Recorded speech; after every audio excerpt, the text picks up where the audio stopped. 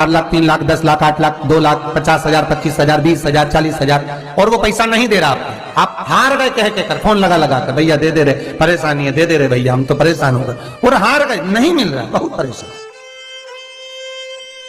तो महाराज किसी भी अष्टमी या नवमी तिथि के दिन आप मां जगतजननी जगदम्बा का शिव के साथ में शिव शक्ति का स्मरण कर कर देवी के नाम की 9 आहुतियां, सूखे बीले की, मतलब बीला जो सूख चुका है, फल जो सूख चुका है, उसकी 9 आहुतियां अग्नि में शंकर और सती के नाम से, शंकर और शिव के नाम से समर्पित करें, और आखिरी आहुति जो समर्पित करें उसमें थोड़ा सा भाग तिल का, और तिल भी काली नहीं चढ़ती उसमें, श्वेत तिल का भाग उसके साथ लगाकर समर्पित करें, और जिससे धन लेना है उसका नाम लेकर वो समर्पित करें महाराज, उसको सुध आएगी और वो पैसा किसी भी हाल में आपके हाथ में थमाकर जाएगा ही, ये पक्का है।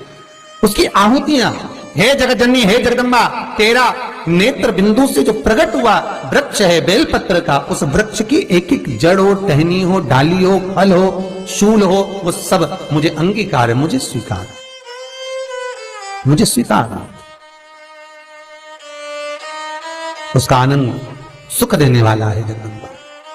मां पार्वती शिव जी के साथ में आनंद में विराजमान।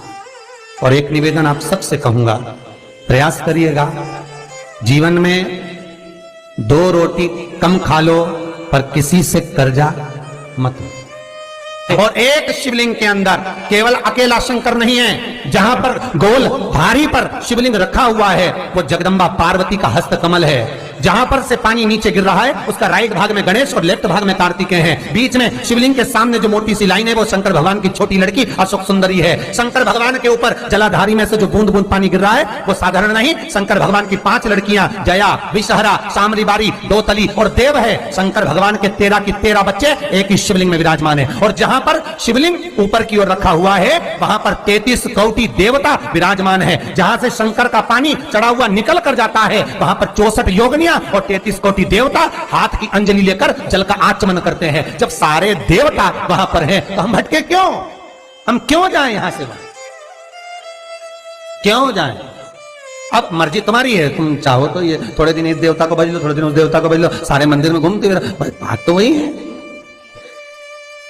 तो ये नसों में तकलीफ रहती है, लोगों को गठिया का दर्द रहता है, गठिया बाय हो जाती है, उसके लिए भी हमारे यहाँ शास्त्र कहता है, शिव महापुराण की कथा कहती है कि बेल का जो फल होता है वो 12 महीने शिवरात्रि आती है, 12 महीने शिवरात्रि को बेल का जो फल होता है उस फल को सुखाकर रख लो, और 12 महीने की शिवरात्रि पर शंकर भगवान के शिव मंदिर में दोपहर के ठीक 12 बजे जाकर शंकर को समर्पित करो।